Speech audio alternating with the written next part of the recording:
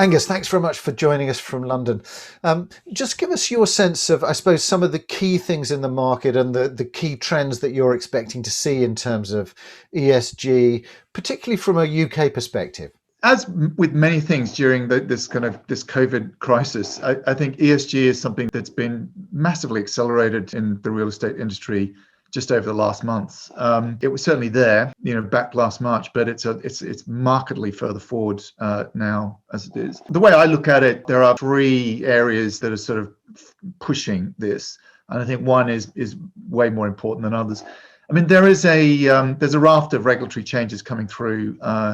A lot to do with sort of reporting, etc. There are also increasing levels of fiscal sort of carrots and sticks and incentives, etc. that we're seeing. But I think certainly amongst investors now, there's a very heightened sense that all of these warm words about this topic that have been sort of running around for quite a while really need now to be turned into hard action. I think a lot of real estate companies are well aware of that and are starting to accelerate their own engagement certainly around the environmental aspects and their ability to adopt and meet net zero type targets, etc.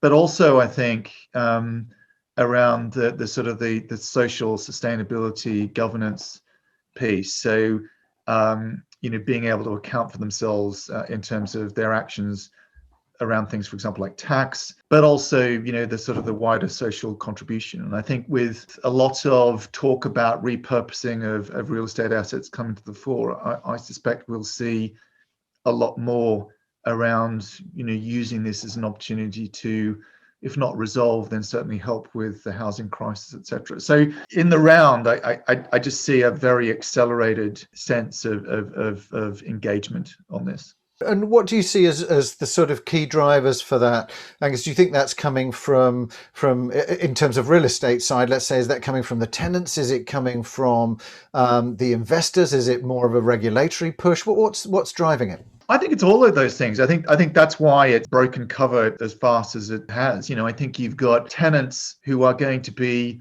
much more concerned about the attitudes of their staff, who after all are the people who actually occupy these buildings. We're talking about office, etc. There's going to be a battle of sorts to get people back into the office, and I think part of that is going to be demonstrating to people that the offices they're coming to, are helping, not hindering the environmental side of this. So I think that's important.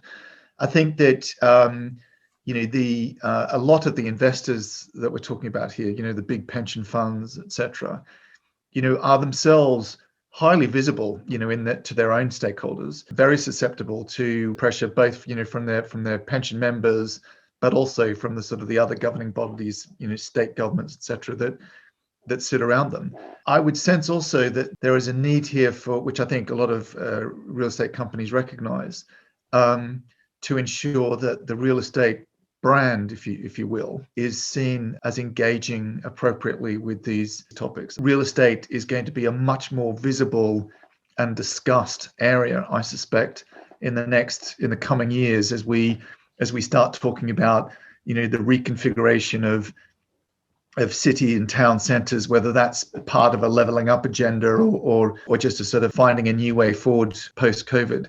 So I just think all of these things actually are coming in from multiple different directions into the real estate industry. And I think real estate companies are definitely sensing that and are reacting to it. And do you think there's going to be more of a conversation, Angus, I guess, between the sustainability aspects of taxation, particularly for companies, let's say, and investors, meeting that requirement, but also that balance with, I suppose, running your tax as a business? I mean, in short, I suspect the answer to that is yes. I think that the balance that companies will need to strike between treating tax as a cost to be managed at the same time as recognizing that there's a social contribution to that, I think that balance has been something that a lot of companies have been looking at for quite some time. So I think that it will definitely be the case that real estate companies will be looking just to actually understand how much tax they actually pay. I mean, it's interesting that that EPRA, which the European Public REIT Association, actually just completed a total tax contribution exercise for a group of REITs across Europe. Primarily, in the interest of being able to demonstrate the tax contribution that real estate companies do make, because actually it's not insignificant. And I think being able to talk about that is something that real estate companies will want to do. Really interesting to get your perspective on that. Thanks very much for joining us, Angus. Okay, pleasure. Thank you.